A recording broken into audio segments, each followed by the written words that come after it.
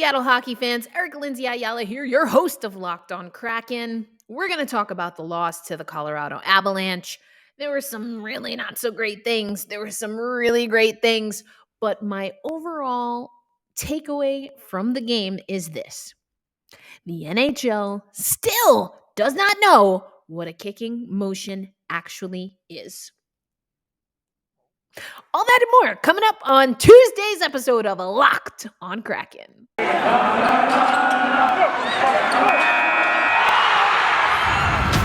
You are Locked On Kraken, your daily podcast on the Seattle Kraken, part of the Locked On Podcast Network, your team every day. We are the Seattle Kraken.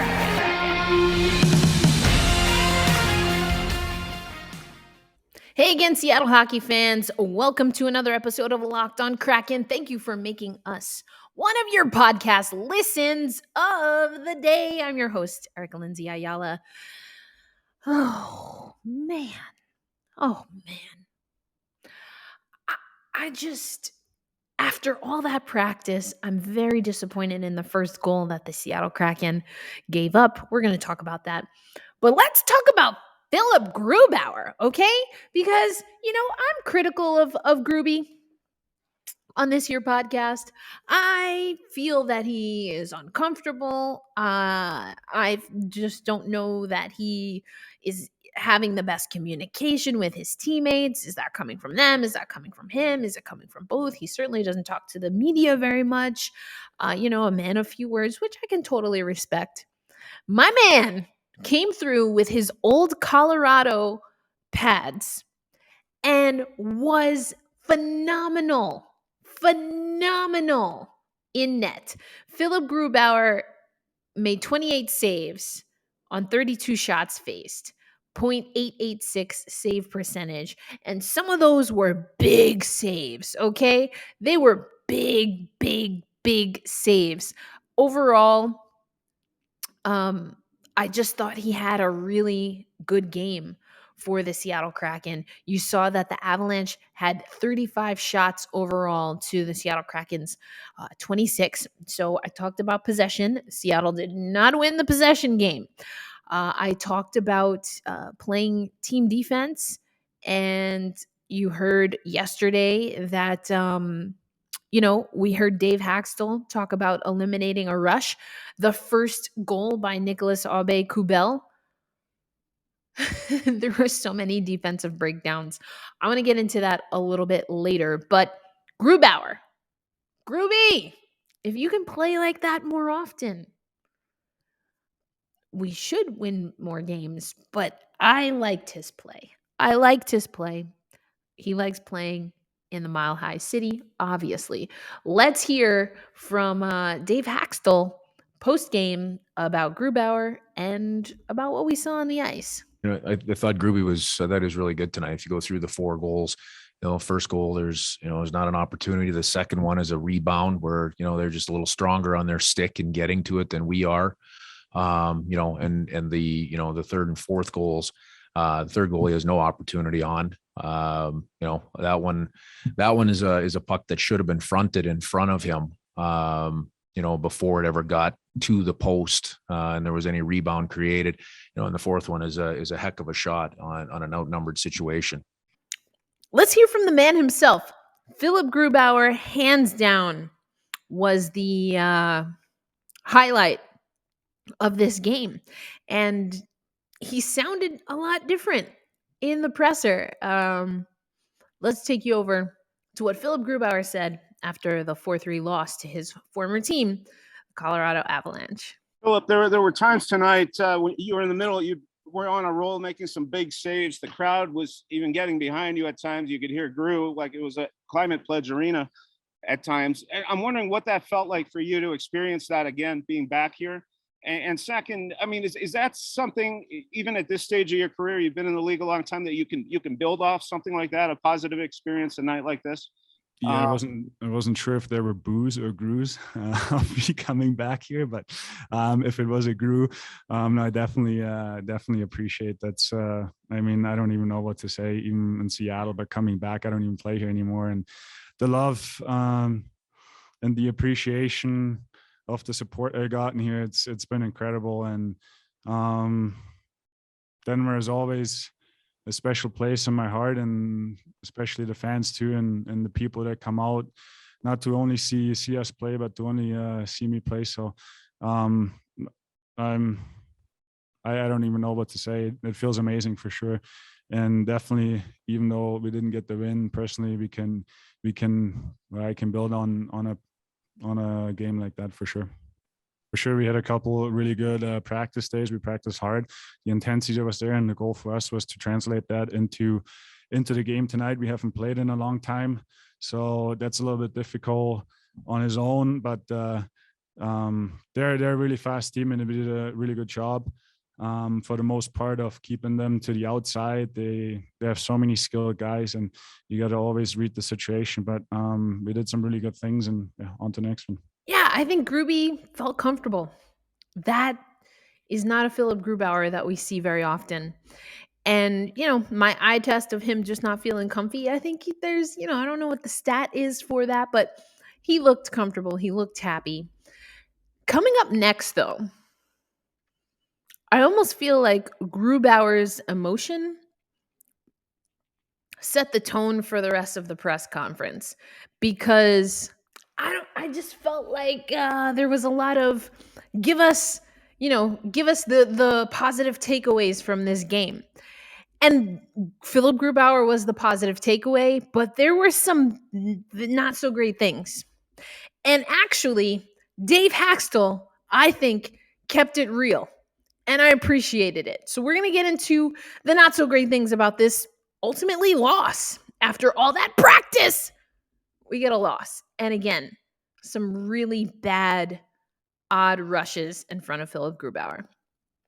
Got beard? Get Primal. You heard me right. Got beard? Get Primal. If you or someone you care about has a beard, it needs to get Primal.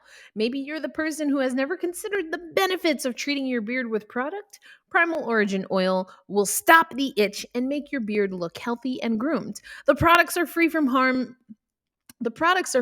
harmful synthetic ingredients, and they have a low impact on the planet. Primal Origin Oils make balms, oils, and whipped butter that are renowned as the best feel in beard products available. All products are fair trade certified and handcrafted in the US of A. The comb kits make a great holiday gift. The comb kits are a great gift, and if you're shopping for yourself, you'll be glad you got it. So,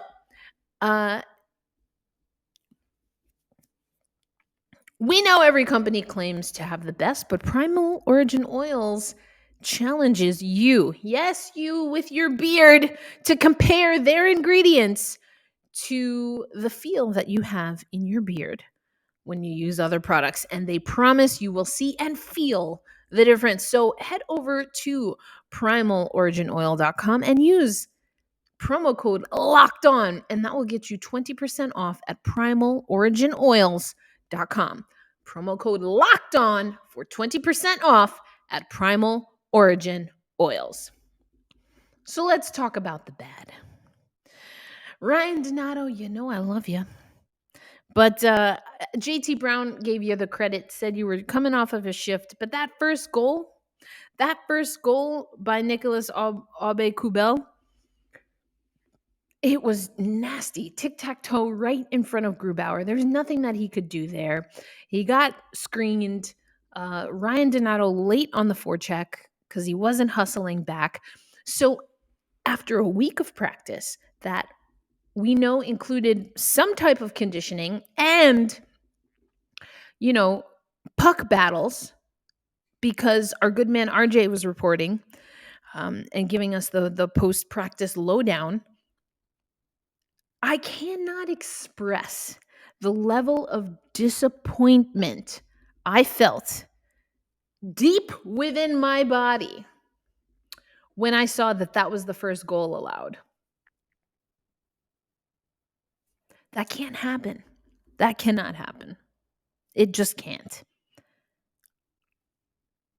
Not after a week plus of practice. Not after all of that practice. Come on. I didn't like it. What I did like is that Marcus Johansson scored on the power play. Jared McCann, from the hash along the boards. What a goal that was. And Colin Blackwell scored. So at the end of the second, or I should say, about,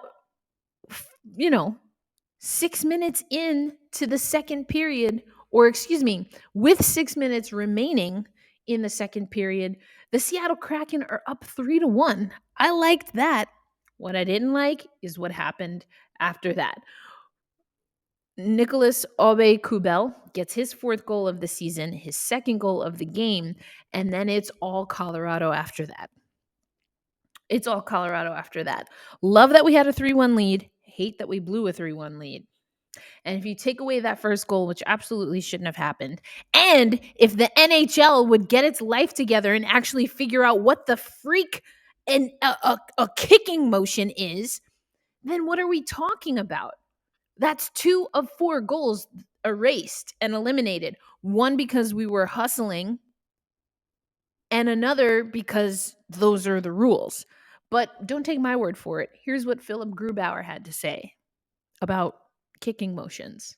Yeah, I think there's a lot of positives out of that game, even though we didn't win and didn't get the points. I think there's a lot of good things we can take out of this.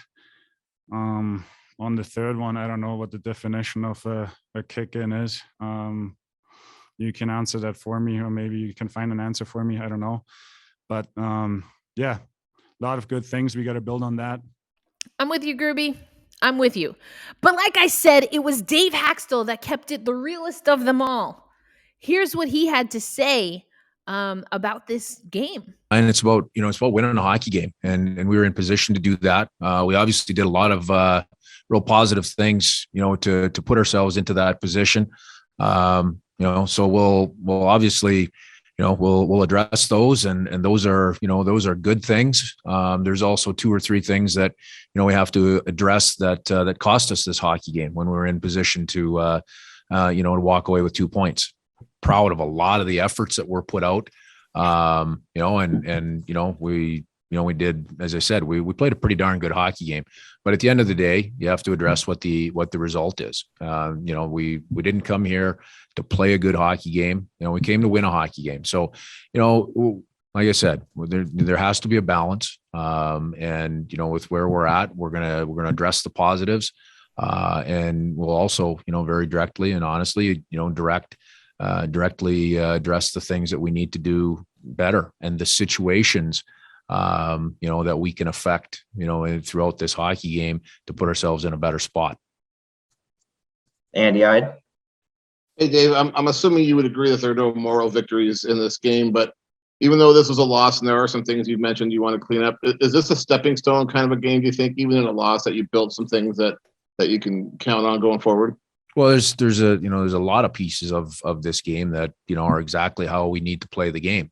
But, again, as I said, it's about a complete hockey game. This is a tough building to win in. These guys are good here. They're a hell of a team.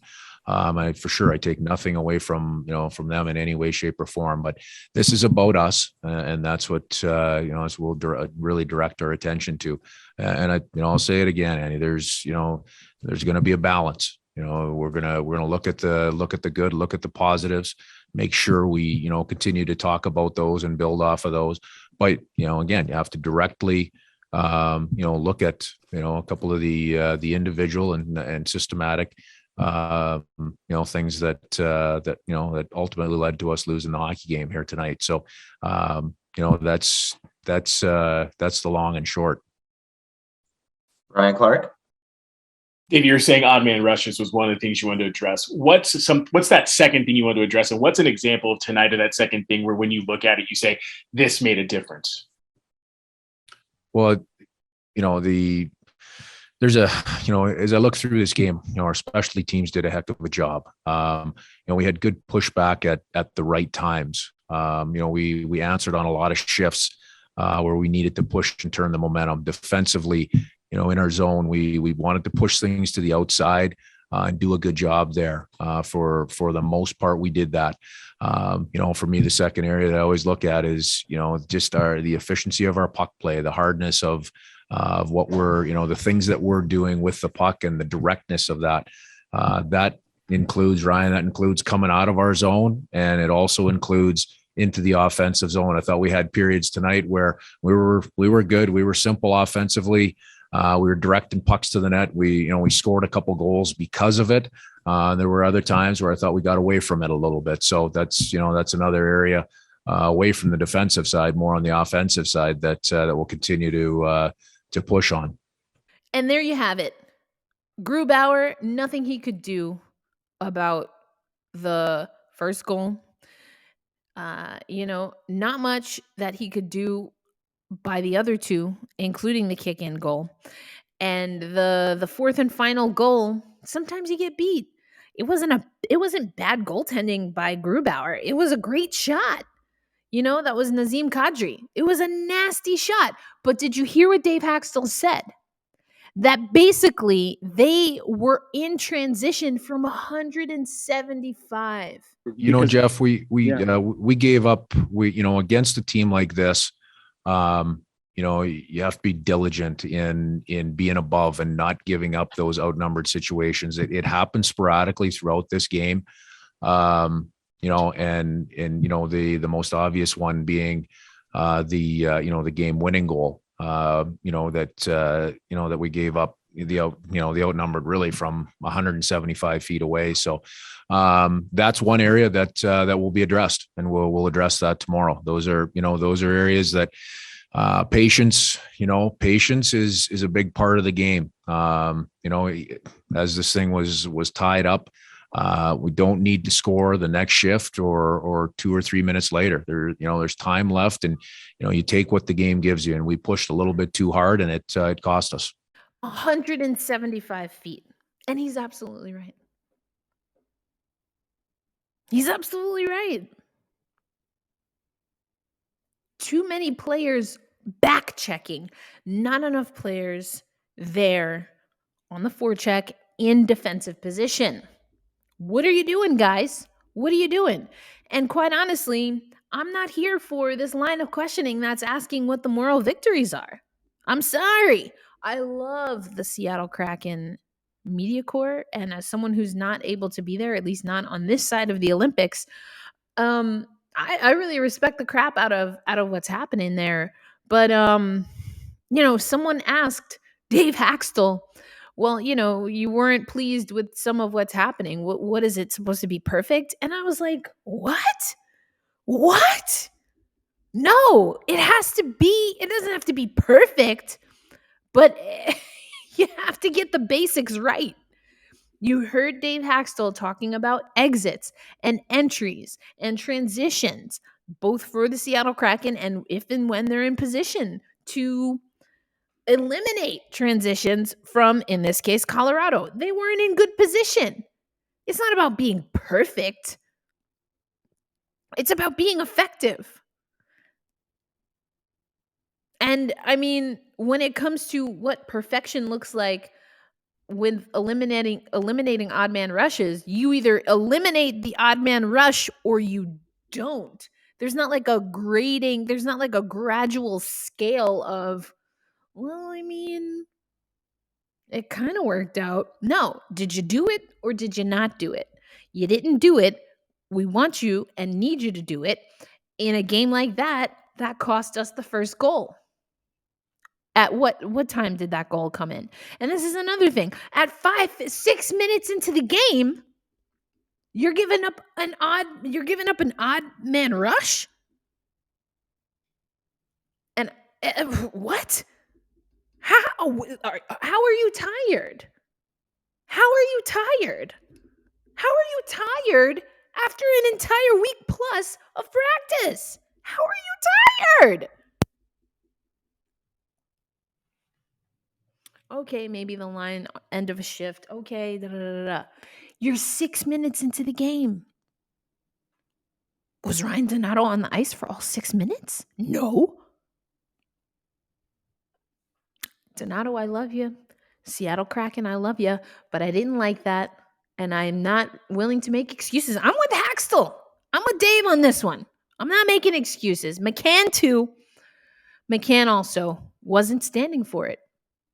And I think that's the right call. I think that's the right call. As I told you earlier in the show, tomorrow we have a squadcast. We have the amazing Dane, host of Locked on Stars, that's going to join me, and we're going to get you ready for all things about the Jamie Oleksiak revenge game. But coming up next on Locked on Kraken, there was some news around hockey. I'm going to keep you updated on what we know, or what I wish I didn't know, and just some big news around the league. BetOnline would like to wish you a happy betting new year as we continue to march to the playoffs and beyond. BetOnline remains the number one spot for all the best sports wagering in 2022. New year, new updated website and interface. Use your mobile device, your desktop, your laptop, but make sure you use promo code Locked On when you sign up. And you will get, when you sign up, and you will get a 50% welcome bonus on that first deposit. But you got to make sure you use promo code Locked On from football, basketball, and of course, the NHL. BetOnline has so many amazing offers, so don't wait to take advantage of them all. BetOnline is the fastest and easiest way to wager on all your favorite sports. BetOnline, where the game starts. Yeah. Can you tell I was bothered in that last segment? It's frustrating. Philipp Grubauer deserved to feel good about his performance. The Seattle Kraken, not so much. I loved that little spurt of 3 goals. I want to see more of that for sure. But Dave Haxtell, absolutely right. Absolutely right. Some of that stuff can't happen. Does it have to be perfect? What? Come on. I know. I'm being a little bit... And I don't like to criticize most of the time. I don't like to criticize other journalists because, the job is hard. And sometimes we ask questions to evoke, but that was just weird to me. Anyway, what is also weird to me is that apparently the Edmonton Oilers are thinking of picking up Evander Kane. I know there's a lot of allegations surrounding Evander Kane with his domestic situation. I'm not going to talk about that here because I don't know what's happening there. But it's been reported multiple times that Evander Kane has not followed COVID protocol, traveled across Canadian border whilst COVID positive, and that he forged his vaccination card. At minimum, if I'm removing myself from how I feel about the entire health and safety protocol situation that the world is in right now, even if I could remove that aspect of my personality, professionally, personally, the NHL is postponing games. Not only because of COVID positive tests, but also because of a lack of admittance of fans into arenas.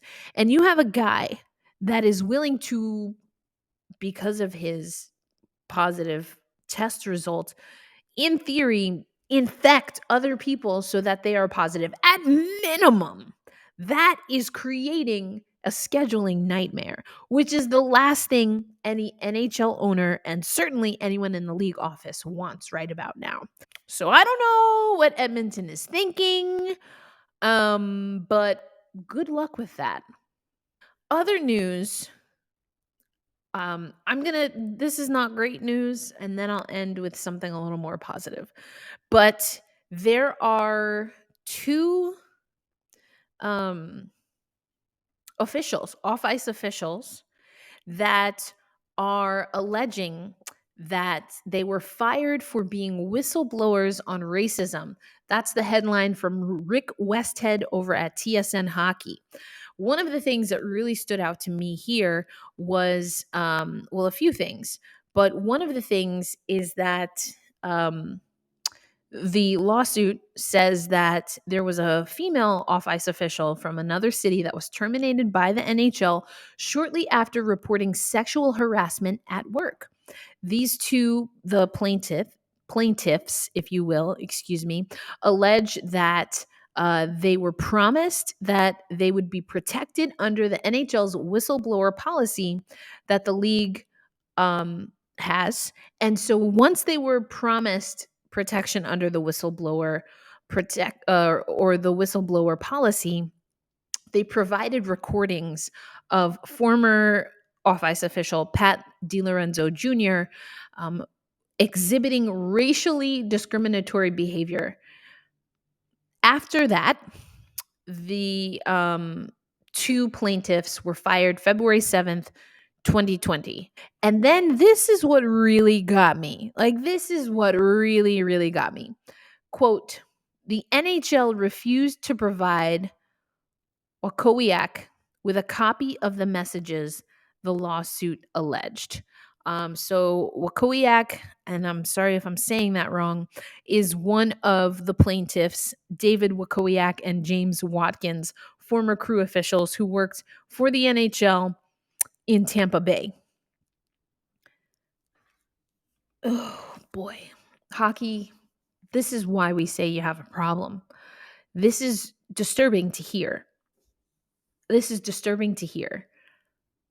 You know, and when everything that was going down with the Chicago Blackhawks, you heard Gary Bettman and others say, oh, well, you know, this happened 10 years ago with Akeem Aliu. Same thing. Oh, well, you know, we're being asked to respond to something that happened 10 plus years ago. The lawsuit came after they were fired in 2020. But up through 2020, and according to the lawsuit, they're saying that they have proof and they had been trying to report about this racially derogatory language for years. What's going on? What the heck is going on? I want to know what's going on. So you best believe I will be following this story. I've already spoken to some people from around Locked On. We're going to get you back to that. But you might have remembered the Women of Locked On Roundtable. We were talking about the release of, not the Kraken, but the women's national team roster, the United States women's national team roster. Let me tell you, if there were a gold medal for roster releases for a women's national team, the United States would not reach the podium because Canada had a fantastic release of the schedule. And I'm going to be talking to Ann Kimmel and perhaps a few other people. We're going to get more into the roster for Hockey Canada. Some pretty exciting names, some pretty interesting names that were left off. Then you had a veteran that didn't make the roster but had such a touching message and lesson learned from the experience. We're going to talk about that coming up in future episodes of Locked On Kraken, but we are going to end today's show tomorrow. We have that squad cast because it's a what?